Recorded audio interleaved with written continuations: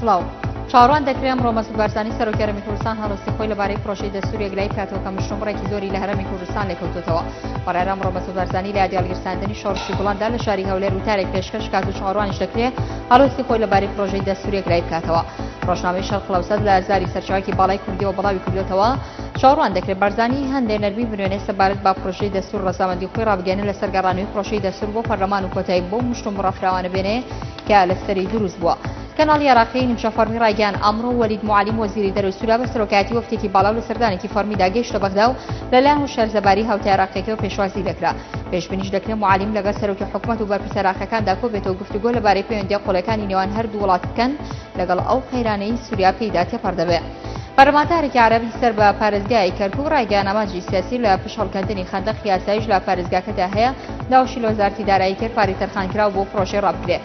لە لێدوانێکدا بۆ سۆمارەنوویس عومەر جبوری ئاماژی بۆ کردووەکە و پرۆژەی ئامانجلەوەی جیاکردنەوەی ناوچە عەرەبیەکانە لە سەنتەری شارەکە کە خۆی لە قەزای حەوێجە و ناحیەکانی ڕیاض و زاب و عەباسی و ڕەشاددا دەبینێتەوە و تیشی پارێزگای کەرکووک هێمایەتێتی نیشتمانیەکەوە شەمۆی عێراقیەکان تەئکیدی لەسەرەکەنەوە. سەرچاوێک لە پۆلیسی نینەوە ئاشکرای کرد ئەمڕۆ خانوویەک لە پارێزگای مووسڵ لە کاتی هەڵمەتێکی گەڕان و پشکنیندا تەقیوەتەوە لە ئەنجامدا 24 کەس کە زۆربەیان سەربەرزەکانی ئاسایشن کوژرا و بریندار بوون.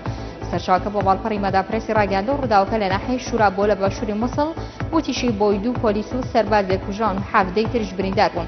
هەروەها 4 هاوڵاتی مەدەنی لە نزیک شوێن ڕووداوەکە کوژان و خانووی و بۆمبڕەشکراوەکەش بە تەواوەتی خاپوور بووە.